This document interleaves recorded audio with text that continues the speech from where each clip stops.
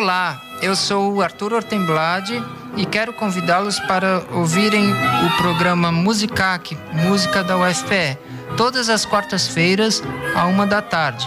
Neste programa trazemos gravações de inúmeros concertos realizados pelos alunos e professores do Departamento de Música da UFPE, assim como o trabalho que vem sendo realizado pelos grupos de professores e alunos aqui dentro do departamento. 11h59.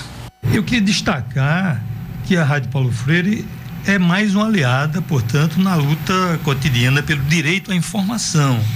Essa informação crítica, uma informação crível, particularmente num contexto que a gente tem hoje, tanto de desmonte de direitos, ameaças, né, a direitos. O direito à comunicação passa a ser algo fundamental. Então, essa iniciativa, obviamente, eu me despeço então agradecendo desde já, né, dizendo que essa é uma iniciativa que vai dignificar a convivência democrática participativa na UFPE.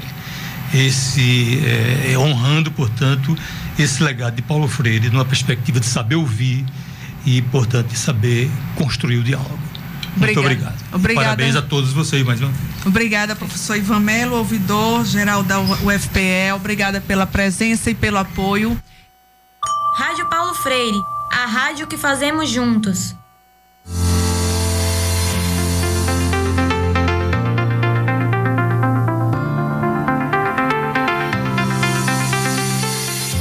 A Rádio Paulo Freire apresenta Saúde é o Tema.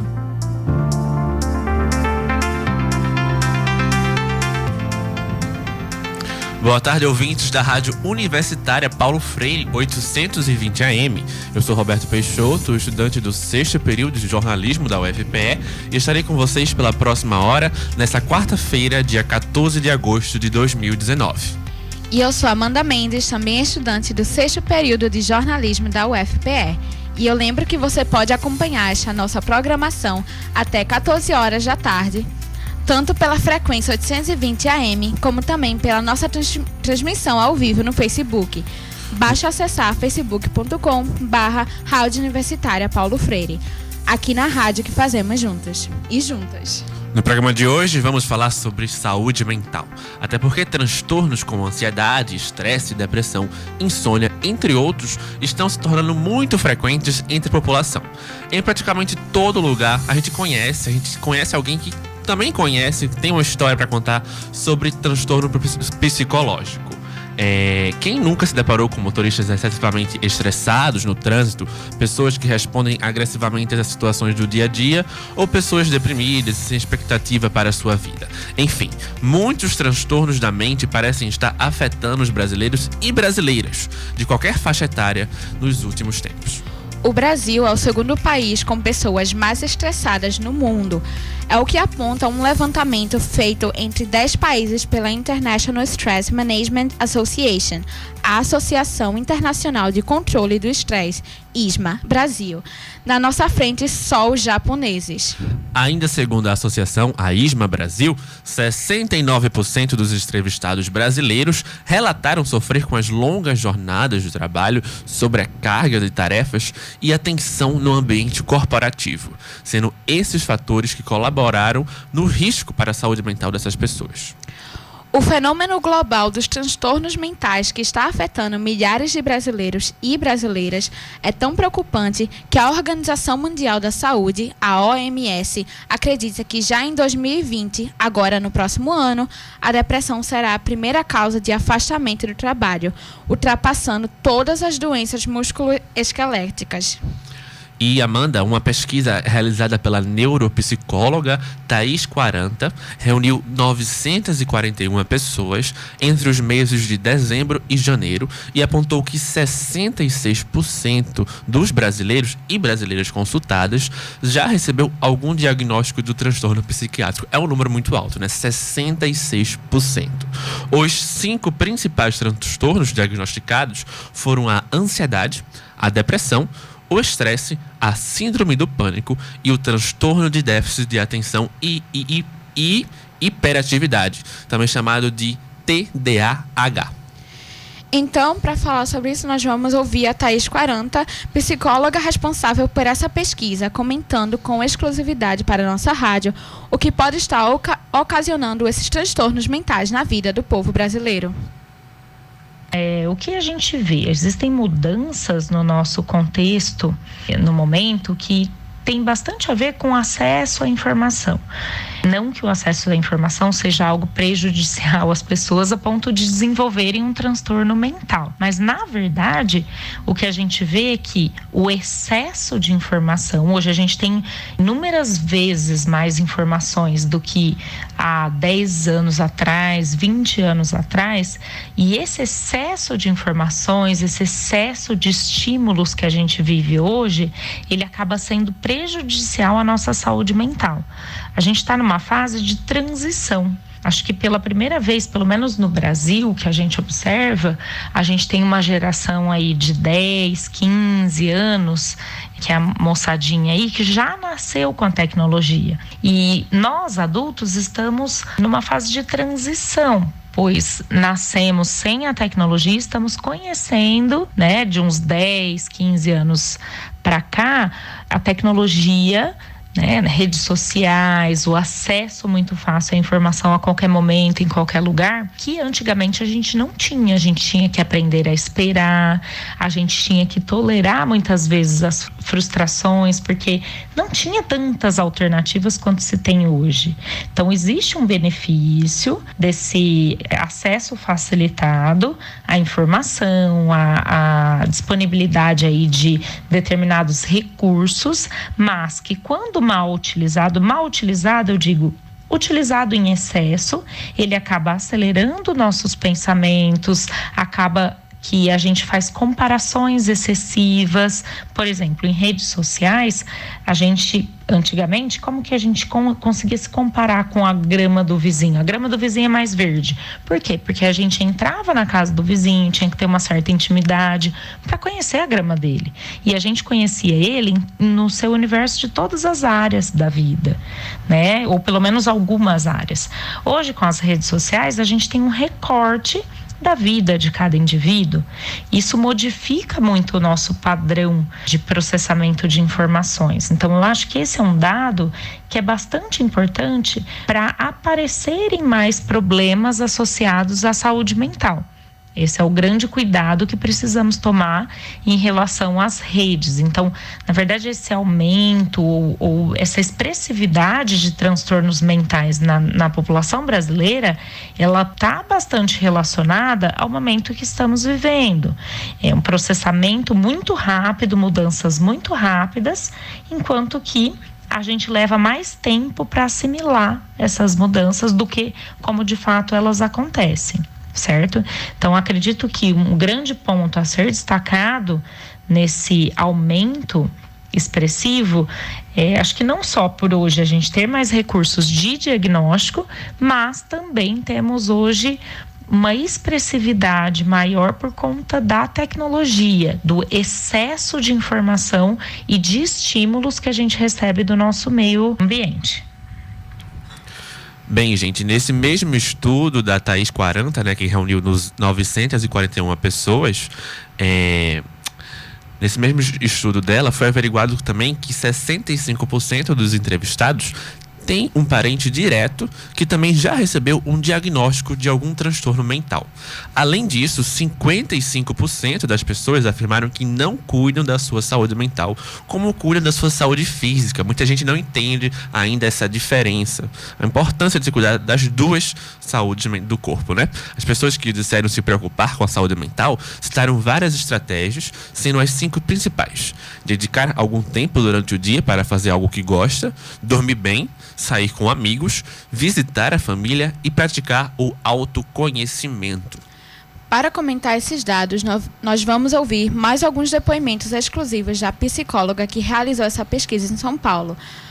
Agora você ouve Thaís Quaranta comentando os cuidados que precisamos ter com a saúde mental. Nesse primeiro depoimento, ela alerta para os cuidados com o sono. Existem inúmeras maneiras da gente cuidar da nossa saúde mental. A psicoterapia é apenas uma delas. Na verdade, assim, é um conjunto de técnicas, de acordo com cada abordagem psicoterapêutica, que vai ajudar o paciente a se readaptar, se conhecer e até desenvolver estratégias eficientes para lidar em determinados contextos, em determinadas condições médicas, como nas psicopatologias. Por exemplo, o sono. Regular o sono é algo que é primordial a qualquer ser humano. Quando o sono não está bom, todas as outras coisas parecem funcionar em efeito dominó.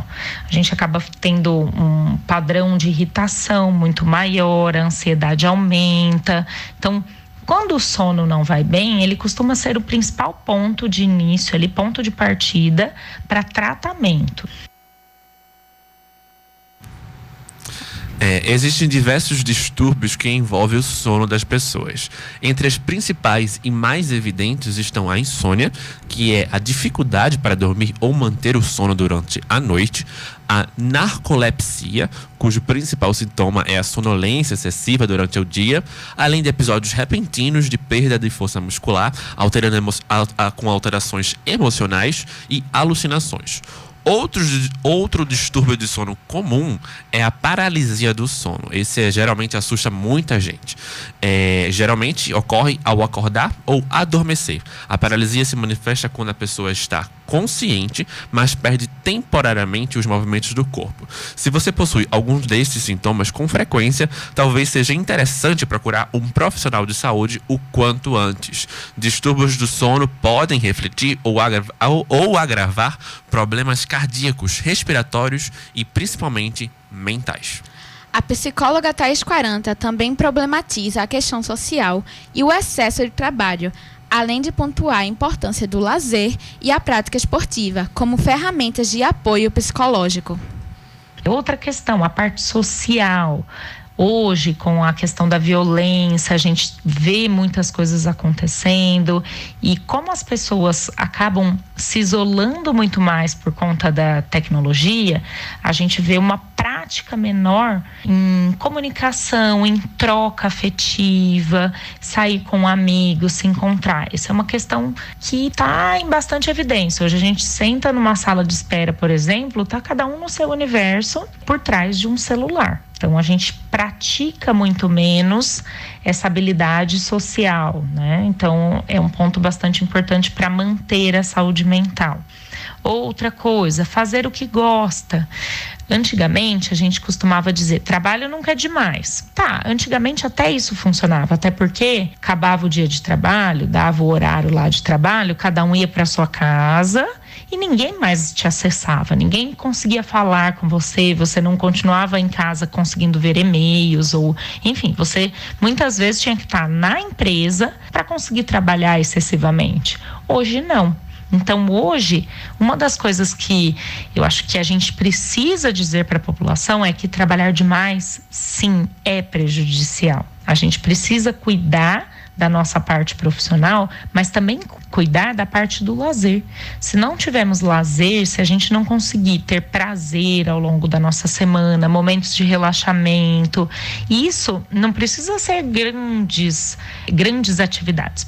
Podemos considerar aí lazer e relaxamento, uma música ao longo do dia, um banho quente, assistir um filme, uma série, ler um livro, são atividades que cada um a seu gosto, né? Inclusive lidar com a natureza, estar com o familiar, que são práticas que a gente considera hoje saudáveis para manter uma saúde mental. Outra coisa que ajuda bastante a regular o nosso emocional é esportes, atividade física, manter o corpo em movimento. Existe tanto o processo físico, fisiológico, eu diria, que seria todas as neurotransmissores que são liberados ali com a atividade física, quanto a questão da competência, de se sentir bem após realizar algo que você se planejou para realizar. E também o autoconhecimento. Com certeza, quanto mais a gente se conhece, mais entende as nossas intenções e o processamento ali de informações de acordo com nossos valores, que nosso comportamento seja de acordo com aquilo que a gente pensa e sente. Quanto mais isso estiver em harmonia, melhor estará a nossa saúde mental. O recente estudo realizado pela neuropsicóloga Thaís Quaranta, que a gente acabou de ouvir, revelou ainda que 68% da amostra de quase 1.000 pessoas ainda apresenta índices elevados de estresse.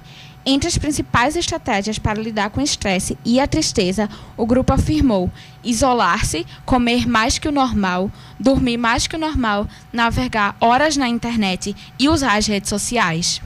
Além de tudo isso, apenas 18% dessa amostra de 1.000 pessoas afirma ser feliz ou estar satisfeito com a sua própria vida. Os 5 principais aspectos que levam à infelicidade ou à insatisfação com a vida são os problemas financeiros, o trabalho, a aparência física, os relacionamentos amorosos e os sentimentos e emoções. Vamos ouvir mais um depoimento da Thaís Quaranta, que realizou essa pesquisa sobre comportamento das pessoas com estresse. Essas são estratégias que podem até funcionar pontualmente. Então, durante algumas horas, eu acabo me afastando um pouco das pessoas, por exemplo, se isolando ali por um período, até que a emoção dê uma regulada, para eu conseguir tentar pensar um pouco mais ou lidar de uma forma mais saudável com aquele problema ou com aquela situação. Agora, a longo prazo, são estratégias que acabam sendo bastante prejudiciais. É igual o uso de drogas. Por exemplo, fumantes. Quando a gente vê o comportamento do cigarro, muitas pessoas falam, o cigarro me relaxa, o cigarro me dá um certo prazer, ou então eu desenvolvo habilidade social durante o hábito ali, né? A prática do cigarro, certo? Esse é um retorno pontual, mas que a longo prazo acaba que traz alguns prejuízos que fazem a gente repensar o hábito do cigarro. Então, existem algumas maneiras de lidar com questões emocionais ou até mesmo com estresse que acabam sendo mais prejudiciais a longo prazo do que outras estratégias que ajudam a lidar com problemas e que vai fortalecer essa pessoa para lidar muitas outras vezes que isso aparecer. Então, estratégias como isolamento, alterar a rotina de sono, alterar a rotina de alimentação, acaba que inicialmente pode até dar um alívio, né? Um alívio momentâneo, mas é algo que fica acumulativo ali para a pessoa, acaba não sendo tão saudável quanto estratégias que acabam sustentando a pessoa emocionalmente a longo prazo, como praticar o autoconhecimento, desenvolver habilidades sociais, fazer coisas que relaxam, que gostam, passar um tempo na natureza, meditação, né? Manter uma qualidade de vida, atividade física, leitura, são coisas que sustentam a pessoa mais a longo prazo na questão da saúde mental. Ainda segundo a pesquisa, que é da neuropsicóloga Thaís Quaranta, 91% dos entrevistados iriam espontaneamente num psicólogo se tivessem essa oportunidade para cuidar da saúde mental de forma preventiva. Porém, quando perguntados sobre os impedimentos para cuidar da saúde mental, os principais obstáculos citados foram a incompatibilidade dos valores da psicoterapia com a renda da população brasileira, não ter acesso por não ter plano de saúde e a dificuldade de acessar esses serviços pelo Sistema Único de Saúde, o SUS, ou pelos planos privados. A Thaís também, né, que é responsável por esse estudo, pontuou estes resultados com exclusividade para a Rádio Paulo Freire. No depoimento que segue, ela comenta a expressiva porcentagem da população que admite não ter acesso ao devido tratamento de saúde mental. Qual que era a nossa ideia quando fizemos a pesquisa? Muitas pessoas talvez não façam ali uma busca por um profissional de saúde, como psicólogo, psiquiatra, para cuidar da saúde mental, por um preconceito, por achar que é coisa de louco ou algo nesse sentido. Enquanto que, quando nós fomos ver os resultados, o que assustou muito? Muitas pessoas, inclusive, acho que foi em torno de 90%, disseram que fariam um acompanhamento terapêutico, por exemplo, para a saúde mental. Só que o que impede isso é o acesso à rede de profissionais que podem trabalhar a saúde mental.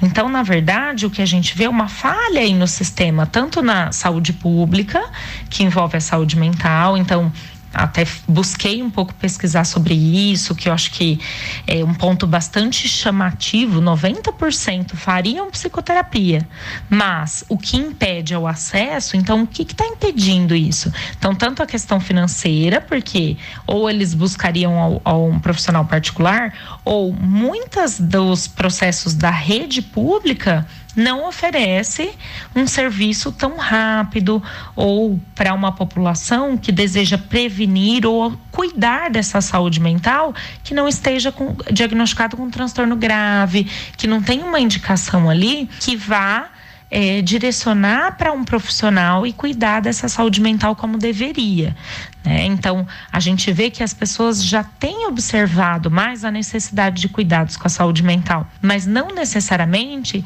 isso faz com que elas já tenham o acesso direto. Muitas vezes existe um impedimento, às vezes até no acesso à informação desse direcionamento. A Thaís ainda reforça a importância de quebrar o preconceito com os medicamentos de tratamento de transtornos mentais.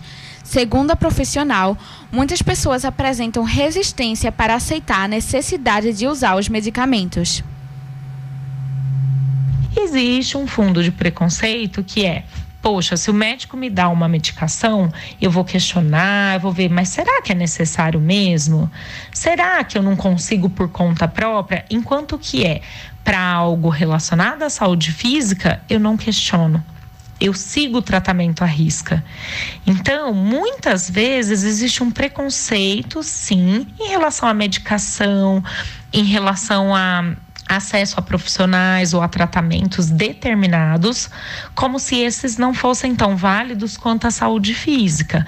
Então, eu acho que nós, profissionais da saúde, ou até simpatizantes da temática saúde mental, nós precisamos desconstruir essa ideia de que medicação é para casos extremos, medicação para alguém que precisa muito daquilo. Não, medicação ela vai ser um dos suportes ali para a pessoa se organizar novamente, para a pessoa ter uma regularização ali de todos os neurotransmissores que não estão funcionando, para que toda a química favoreça qualquer trabalho terapêutico.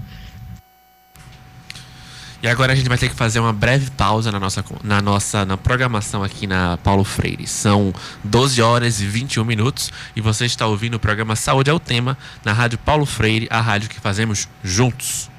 ZYI 775, AM 820 kHz. Rádio Universitária Paulo Freire, uma emissora da Universidade Federal de Pernambuco.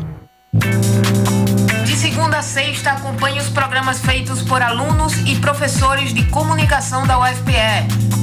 Toda segunda ao meio-dia tem Descomplicadados e Caderno de Cinema. Terça tem Cuscuz com Quê e Sessão Kids.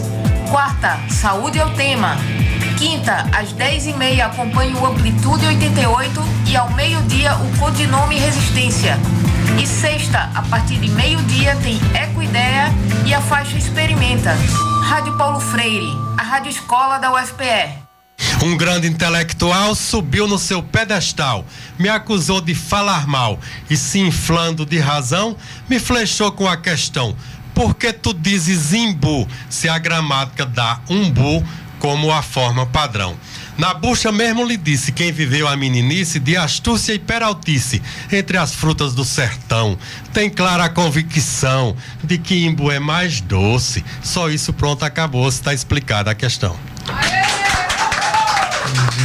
É o único programa da Paulo Freire que tem auditório.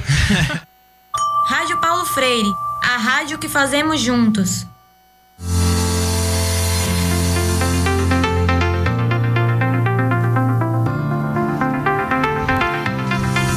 Estamos de volta ao vivo falando sobre saúde mental dos brasileiros aqui na Rádio Paulo Freire. Você pode nos acompanhar nas nossas redes sociais. Procure por Rádio Universitária Paulo Freire e fique por dentro de tudo o que acontece por aqui. Estamos no Twitter, Facebook e Instagram. E no YouTube também. Fale conosco através dos comentários da live do facebook.com/Rádio Universitária Paulo Freire. Assim como o Henrique Jonatas e a Fátima Gomes, que estão ao vivo com a gente. A gente manda um alô para eles. O tema do programa de hoje é a saúde mental dos brasileiros e brasileiras. A OMS, Organização Mundial da Saúde, afirma que as doenças e transtornos mentais atingem 400 milhões de pessoas ao redor do mundo. No Brasil, a estimativa é de que 23 milhões de brasileiros possuam algum sintoma dessas enfermidades. Esse número representa 12% da população de todo o país. Um dos fatores que podem estar contribuindo para esses números é o preconceito com o tratamento psicológico. Nós vamos ouvir agora o depoimento da psicóloga Érica Chagas sobre esse assunto. Acompanhe conosco a entrevista dela. A visão da sociedade em relação à doença mental, muitas vezes ela gera comportamentos que dificultam a vida das pessoas a enfrentarem desafios em relação à sua saúde mental. Então, a primeira coisa que devo esclarecer é que não vai ao psicólogo quem é louco, como muitos pensam e dizem por aí. Isso é um pensamento muito antigo e preconceituoso. Eu costumo dizer que todo mundo tem problema nessa vida, né? Mas vai ao psicólogo quem quer resolvê-los ou quem não está satisfeito com o que está acontecendo no momento. São vários os motivos que nos fazem ir a procurar um psicólogo, né? Seja por medos, traumas, dificuldade de relacionamento, transtornos, conflitos internos também, enfim. Quando não estamos bem fisicamente, procuramos um médico, né? Quando não estamos satisfeitos com o nosso sorriso, a gente vai a um dentista, né? Então, por que a sociedade ela reluta tanto nessa questão do psicólogo, né, da procura por um psicólogo? Então, de certa forma, esse preconceito em procurar um psicólogo, ele prejudica as pessoas que realmente estão passando por algum sofrimento mental.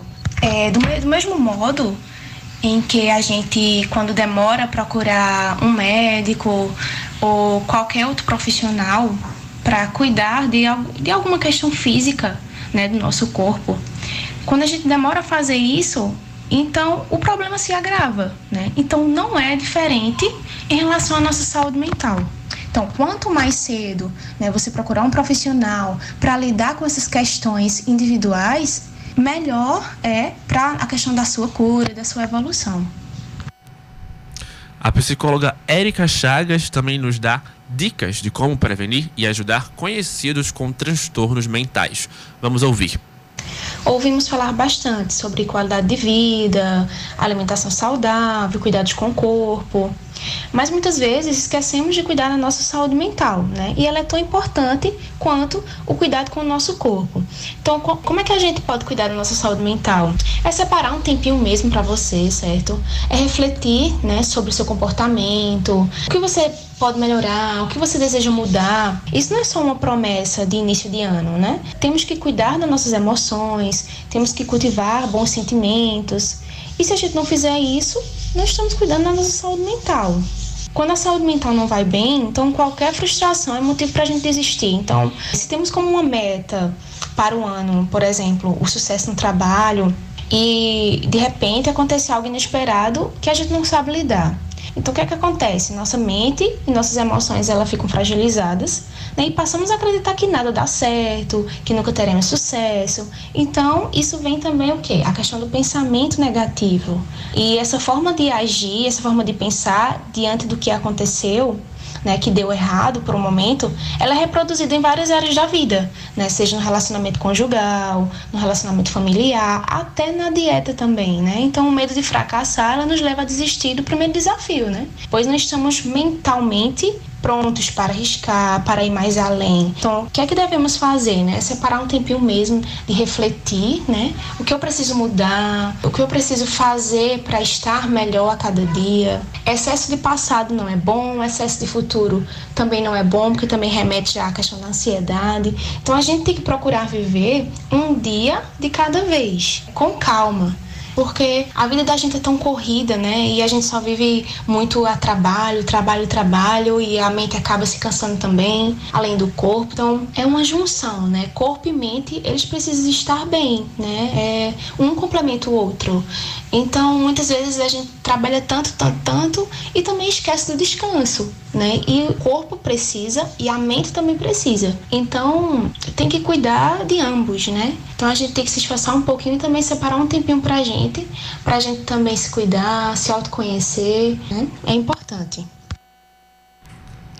E para tentar tirar o medo das pessoas que têm sobre o tratamento e a consulta psicológica, a psicóloga Érica Chagas nos conta como é feita uma consulta e o acompanhamento profissional. E como é uma consulta com um psicólogo, né? Eu vou falar um pouquinho da minha experiência, tá? Na minha consulta, eu estou aberta a conhecer você, conhecer sua queixa, conhecer o que você está passando no momento. Muitas vezes, a pessoa não tem intenção de fazer o tratamento psicológico, né? Mas sim fazer uma primeira consulta para conhecer e às vezes acaba se entusiasmando e realmente fazendo o processo de autoconhecimento através da psicoterapia. Então, existe também essa possibilidade, né? Outras pessoas, elas buscam a psicoterapia, buscam o tratamento para determinados problemas. Mas na minha primeira consulta, é interessante que você se sinta à vontade. Claro que dá uma ansiedade, dá um medo, né? Vem a preocupação que devo falar, né, nessa primeira consulta. Mas eu tento passar confiança para que você consiga realmente me falar os pontos mais delicados, né, os pontos mais frágeis, para que a gente possa trabalhar junto essas questões. Então, é a partir disso, da primeira consulta, que vou poder orientar a pessoa, né? A psicoterapia, ela acaba sendo a consequência dessa primeira consulta. E aí tem pessoas que continuam, outras não.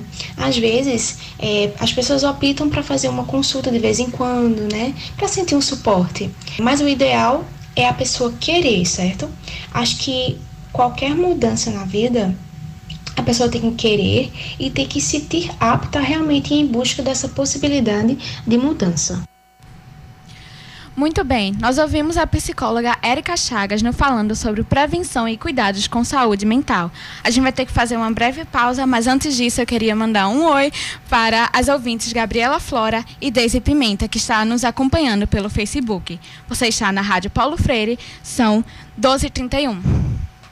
ZYI 775, Rádio Universitária Paulo Freire AM, 820 kHz, uma emissora da Universidade Federal de Pernambuco.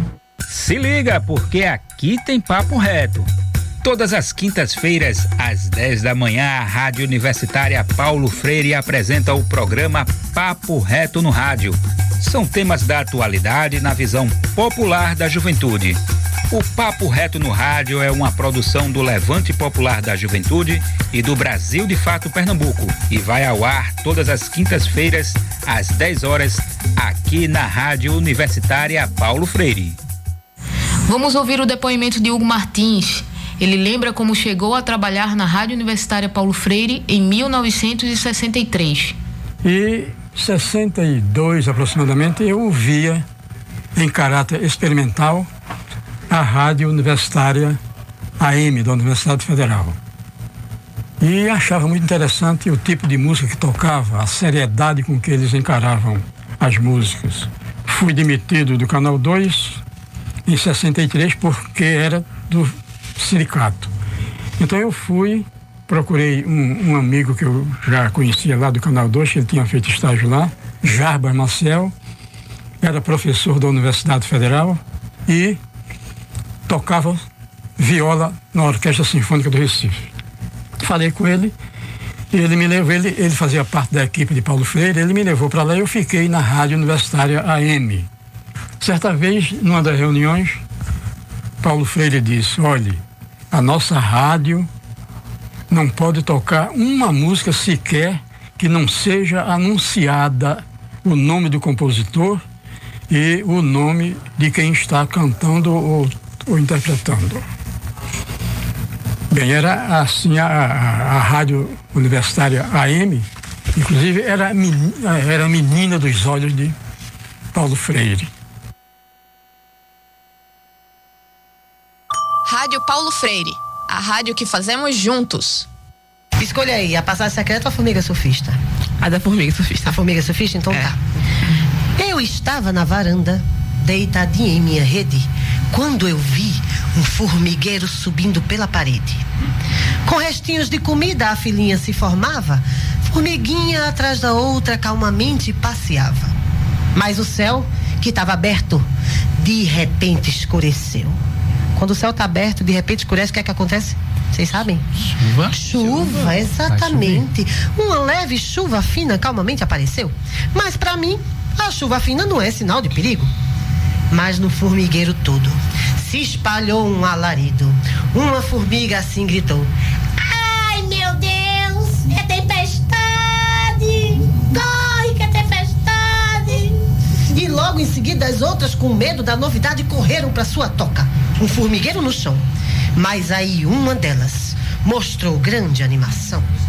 Ela subiu em cima de uma folha que no chão tinha caído e fez da folha uma prancha para surfar despercebido.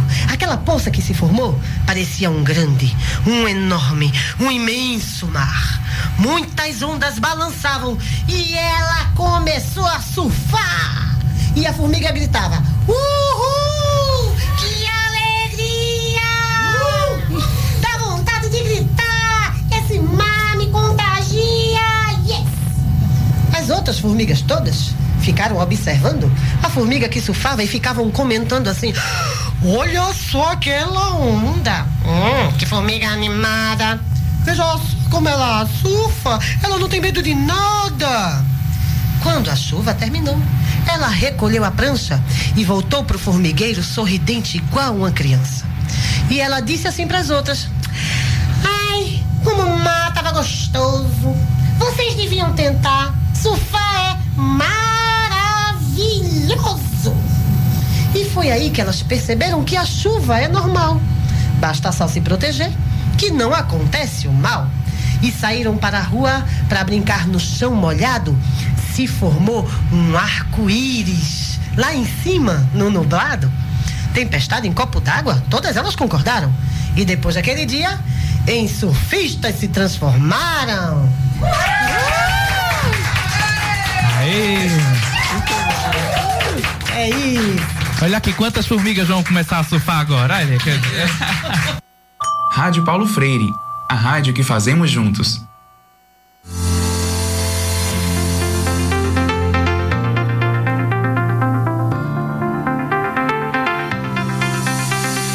Estamos de volta ao vivo na Rádio Paulo Freire. Agora vamos conversar sobre a saúde mental entre os adolescentes e jovens. Uma estimativa da Organização Mundial da Saúde, a OMS, aponta que pelo menos 30% da população mundial vai passar por algum episódio de depressão ao longo da vida. E embora essas doenças sejam mais diagnosticadas na vida adulta, 50% dos adultos afirmam que os sintomas apareceram antes dos 18 anos, na adolescência. É isso, Amanda. Ansiedade, desânimo, insônia, sensações de falta de esperança e de solidão são, infelizmente, sentimentos cada vez mais presentes também na vida dos jovens universitários. E isso não é a gente que está dizendo, né, Roberto? 8 em cada 10 estudantes de graduação relataram que já tiveram algum desses problemas emocionais, segundo dados da mais recente pesquisa da Associação dos Dirigentes das Instituições Federais de Ensino Superior no Brasil, a Andifes. Isso. Além disso, também segundo a mesma associação, os números de estudantes de graduação das universidades federais brasileiras que relataram ter vivenciado alguma crise emocional durante o curso saltou de 37% em 2004 para quase 48% em 2010. Por isso, para sabermos o que está ocasionando estes altos índices de ansiedade e depressão entre universitários, o nosso programa foi atrás de especialistas sobre o tema. E também conversamos, claro, com alguns estudantes de universidades aqui da região metropolitana do Recife que sofreram alguma crise emocional durante a vida acadêmica. Então, vamos ouvir agora o depoimento de Isabela Neves, que é estudante de Ciências Biológicas da Universidade de Pernambuco, a UPE.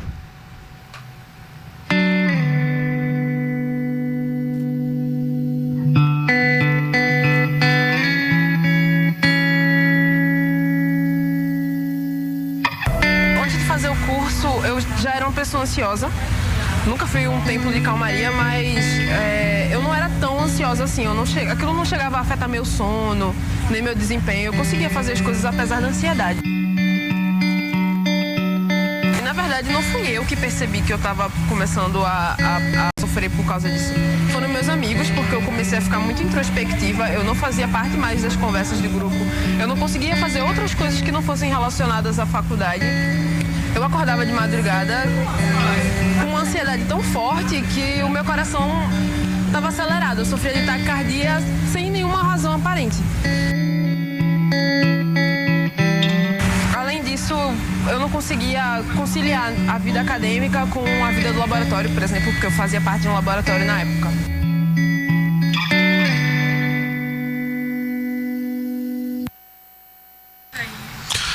Casos de ansiedade tão fortes como esse que Bela relatou não são isolados, infelizmente. Por isso, fomos conversar com Almari Cantilino, que é professor adjunto do Departamento de Neuropsiquiatria da UFPE e também diretor do Programa de Saúde Mental da Mulher da UFPE. Queríamos saber de Almari quais são os principais sintomas dos transtornos de ansiedade e da depressão. Também ouvimos Igor Ramos, que estuda medicina na UFPE e relata, assim como Isabela, a rotina extenuante de cobranças excessivas do seu curso, um dos que mais apresentam estudantes com sintomas de depressão e ansiedade.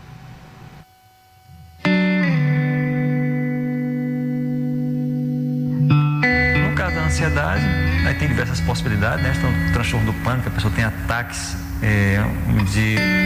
são ataques de medo que são despropositados, né, que aparecem sem que haja um estímulo que seja relevante para aquilo ali. A pessoa tem uma sensação física muito desagradável de taquicardia, tremor, de sudorese, a sensação de que vai morrer, que está tendo piripaque. Isso vem em crises e no momento da crise a pessoa fica muito desesperada.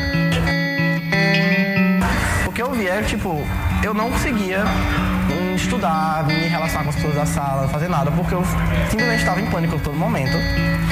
E tinha momentos que eu estava tão desesperado para estudar que eu não conseguia estudar, porque eu simplesmente achava que tudo ia dar errado de qualquer jeito e eu travava. Quando você faz parte de um laboratório, a pressão para você não reprovar nenhuma cadeira é muito alta. Porque quando você reprova, você não consegue financiamento para projeto, para bolsa, para nada do tipo. Então, reprovar não é uma opção.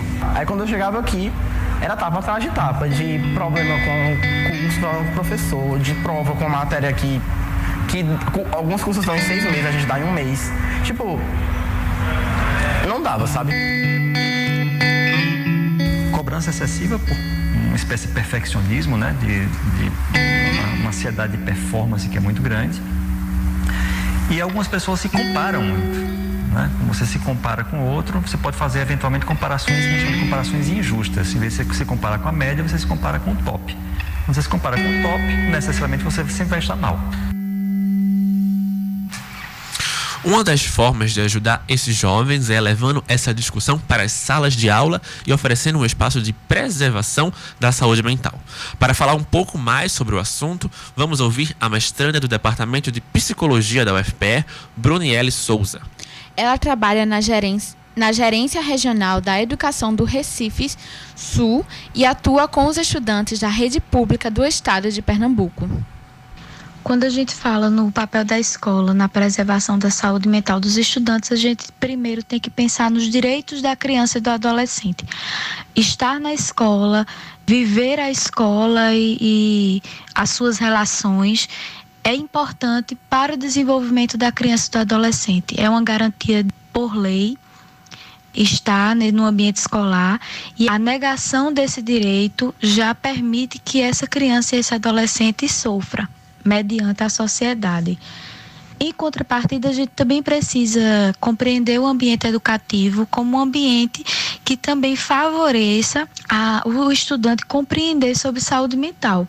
Então, se a gente perguntar a um estudante se ele sabe os sintomas de um infarto, e se a gente fala naturalmente dos sintomas físicos de algumas doenças na escola, a gente precisa também falar dos sintomas que envolvem a saúde mental, para que os estudantes consigam compreender a si mesmos e as pessoas que estão ao seu redor, né, para que eles possam, de maneira simples, reconhecer quando alguém precisa de ajuda, precisa chegar junto e cuidar. Porque a escola também é um espaço educativo e de relação que a gente constrói juntos essa oportunidade também de aprender sobre a saúde mental. E atenção, pais e professores, a psicóloga Brunielle também alerta para os sinais de problemas mentais que as crianças e adolescentes podem demonstrar dentro das escolas. Bom, as crianças e adolescentes sempre demonstram sintomas de fragilidade de saúde mental no ambiente escolar, porque é um ambiente em que há relações. Então, no limiar dos relacionamentos, a gente percebe quando alguém não está bem. Então, geralmente, os primeiros sintomas é a queda no rendimento escolar, né? A criança vinha bem, o adolescente vinha bem, e, de maneira geral, ela começa a ter uma queda no rendimento escolar, a atenção dela já não é mais a mesma, as notas começam a cair, às vezes aquela criança que era muito feliz começa a ficar mais retraída, ou começa a ficar mais agitada do que o normal, ou agressiva com os outros colegas, com as pessoas. Então, assim, a gente pode reconhecer quando é quebrado um padrão. Cada um manifesta os sintomas de sofrimento de maneira muito particular. Então, é necessário que, mediante as relações que são construídas na escola, se perceba que a criança ou adolescente seguia um padrão e, de repente, esse padrão está sendo quebrado por algum motivo que a escola precisa investigar.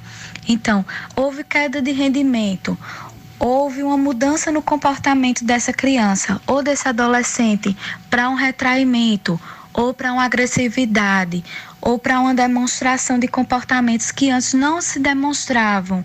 Então, é necessário chegar junto dos pais, da família, do jovem, da criança, para ver o que é que está acontecendo de fato com essa criança, ou com esse adolescente, ou com a família. Porque às vezes é um problema, pode ser também um problema familiar que esteja afetando a criança ou o adolescente. Às vezes uma separação, uma doença na família, uma mudança de escola, de professor. Às vezes tem crianças muito sensíveis que se apegam muito à tia, e aí quando há uma mudança de professor também a criança demora um pouco a se adaptar a algumas mudanças. Então a gente precisa, no ambiente escolar, ser sensível para perceber as nuances do comportamento de cada estudante. A psicóloga Brunielle ainda pontua que atividades extracurriculares contribuem com a saúde da mente dos estudantes. Brunielle atua com protagonismo juvenil nas escolas da Gerência Regional da Educação do Recife Sul. Bom, as atividades extracurriculares, elas sempre contribuem com a saúde mental do estudante, né, porque favorece outras vivências que podem ultrapassar aquelas que comumente são vivenciadas na sala de aula. Então, quando a gente oferta ao jovem a possibilidade dele ser desafiado, né, a criança vivenciar uma outra situação, ela também, isso também ajuda a criança ou adolescente a despertar novas aprendizagens, né? Aprendizagem social, aprendizagem cultural, aprendizagem até do próprio corpo, da vivência da saúde de maneira geral, uma prática de esportes, a vivência, aprender a tocar um instrumento, outro idioma, ou visitar um lugar diferente. Então, tudo isso faz com que se amplie os horizontes de um desenvolvimento infantil e juvenil, que é interessante sim para a manutenção da saúde da criança e do jovem. A OMS, a Organização Mundial da Saúde, ainda afirma que cerca de 800 mil pessoas tiram suas vidas a cada ano, o que seria equivalente a uma morte a cada 40 segundos.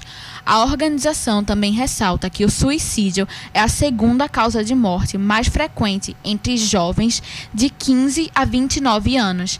Será que esse alto índice de suicídio entre adolescentes pode estar ligada à saúde mental? Quem nos responde essa pergunta é a psicóloga Bruniele Souza. Sim, o alto índice de suicídio ele está ligado diretamente com a saúde de maneira geral vivenciada pelas pessoas e principalmente a questão da saúde mental, né? Quando a gente olha para os dados dos suicídios crescendo cada vez mais entre jovens, entre crianças, infelizmente a gente tem já dados de crianças que tentam suicídio, a gente olha e percebe que a nossa sociedade ela está cada vez mais adoecida. As crianças e jovens estão se sentindo sozinhos, né? Os relacionamentos cada vez mais frequentes com as telas, com a internet, provocam esse sentimento de vazio, né? De estar só no mundo. E nós, como sociedade, precisamos olhar para esse fenômeno do suicídio que tem crescido de forma crítica e olhar de que maneira temos construído um mundo tão cruel em que crianças e jovens não querem mais viver nesse mundo, né? Estão desistindo da vida muito cedo. Né? O que nós temos também como responsabilidade mediante isso, que sociedade temos construído para essas crianças e esses jovens que permite com que eles não queiram mais viver, desistam da vida ou se encontrem em situações em que há uma desesperança total. Então é necessário que nós como sociedade nos responsabilizemos. Bruniele ainda ressalta as dificuldades que envolvem a discussão sobre o tema do suicídio e a culpabilização das pessoas que cometem o ato. Falar de suicídio é falar de algo muito delicado para as pessoas. Às vezes, as pessoas têm medo de falar sobre isso, inclusive nas escolas. Né? Falar de suicídio, as pessoas têm medo que isso motive outras pessoas a se matarem, mas a gente precisa nas escolas construir relações mais fortes, o sentimento de cuidar uns dos outros e sentimento de responsabilidade, né? Porque quando alguém se mata, a gente sempre diz assim, foi aquela pessoa que escolheu. A gente coloca a responsabilidade apenas naquela pessoa que decidiu pôr fim à sua vida. Mas nós, como sociedade, também negamos a nossa parcela de culpa e de responsabilidade diante daquele suicídio, daquela morte.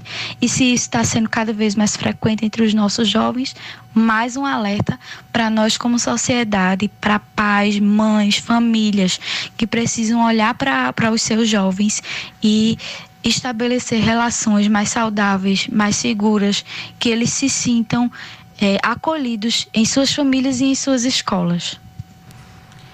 Bruniele também pontua qual as melhores formas de ajudar as pessoas, principalmente adolescentes e jovens, que demonstram sintomas de problemas na saúde mental. Quando a gente está diante de uma pessoa que está passando por um sofrimento mental, por uma dificuldade, um problema, uma crise existencial, a gente tem o comportamento de dizer para aquela pessoa, se levante, vamos sair, vamos passear, né? Você não tem motivo para estar assim, você precisa se esforçar, você precisa se ajudar, né? E frases como essas, elas não ajudam. Não ajudam porque quando uma pessoa quebra a perna, a gente não diz para ela se esforçar em andar. Quando uma pessoa está passando por um problema no coração, a gente não manda essa pessoa arrumar o que fazer. Então, quando uma pessoa tem depressão, quando uma pessoa tem ansiedade, a gente precisa chegar junto dela, né, acolhê-la e entender o que é que ela está sentindo. Então, a gente realmente se dispor a ouvir o que aquela pessoa tem a dizer, né, de forma mais acolhedora e, na maneira do possível, fazer com que a pessoa se sinta compreendida e dizer àquela pessoa que, se ela precisar, estamos juntos, que a gente se dispõe a estar perto dela, que ela não se sinta sozinha, que ela vai vencer, né, que ela vai passar por esse período difícil que é necessário, né, porque hoje parece que ninguém pode ter tristeza. Todo mundo é obrigado a ser feliz e a tristeza, ela faz parte da vida. A tristeza, o medo, a ansiedade são sentimentos que fazem parte da vida humana e que a gente precisa se apropriar desses sentimentos, viver a fase da vida em que estamos vivendo, porque cada fase passa por crises. A gente precisa passar pelas crises olhando para elas de maneira construtiva, né, e ajudar as pessoas a olharem para as suas vidas e compreenderem, né, que aquele momento é um momento de parar, é um momento de pensar, de refletir sobre as escolhas, né, para que ela possa seguir em frente. Então, para ajudar um jovem, um adolescente que está demonstrando sintomas, a gente precisa realmente chegar junto de maneira aberta, não julgando. A gente precisa ouvir e estar atento, né, para que aquela pessoa se sinta acolhida e compreendida e não julgada, né, como comumente a gente costuma fazer até numa tentativa de ajudar. A gente procura ajudar, mas acaba atrapalhando o processo. Muito bem, você ouviu uma série de depoimentos gravados com os psicólogos Amaury Cantilino, Bruniele Souza, Thaís Quaranta e Érica Chagas. Além disso, ouvimos os estudantes Igor Ramos e Isabelle Neves. Para você que está nos ouvindo, que talvez deseja procurar atendimento psicoterápico, aqui na região metropolitana do Recife, temos diversas clínicas que oferecem o serviço de forma gratuita ou de baixo custo. O NASE, o Núcleo de Atenção à Saúde do Estudante da UFPE, atende no telefone 81 21 26 8439. Repetindo, 81 21 26 8439. A Faculdade Estácio também oferece consultas gratuitas. O telefone deles é 81 3226 6999. Repetindo, 81 3226 6999. E fica com papel e caneta na mão também, porque quem está nos ouvindo fora do Grande Recife também pode procurar atendimento psicológico gratuito na Unifavip, que fica em Caruaru, e é só ligar para eles no telefone 81 37 27 47 21. Repetindo com calma agora, 81 37 27 47 21. Para quem procura serviços de terapia de baixo custo, também pode ir na Unicap. As primeiras sessões são gratuitas e as demais custam R$20 cada. Entre em contato com o serviço pelo telefone 81 2119 4115. Repetindo, 81 2119 4115. Além disso, lembramos que você pode conversar com um voluntário do Centro de Valorização da Vida, o CVV, ligando de todo o território nacional para o telefone 188. É o telefone 188. A ligação é gratuita e você pode ligar a qualquer hora do dia, todos os dias da semana. Lembrando novamente, o telefone é 188. E nós vamos ficando por aqui. Agradecemos a você pela sua companhia. Esse programa foi produzido por Roberto Peixoto e Henrique Jonatas e apresentado por mim, Amanda Mendes e Roberto Peixoto. Nos trabalhos técnicos, Henrique Jonatas. Toda essa nossa equipe é formada por alunos do curso de Comunicação Social da UFPE, pois a Rádio Paulo Freire é uma rádio escola. Na supervisão, a coordenadora operacional da rádio, Catarina Apolônio. E a música tema do nosso programa é a faixa Teamwork do Bisound.com. Boa tarde e até a próxima. Tchau, tchau.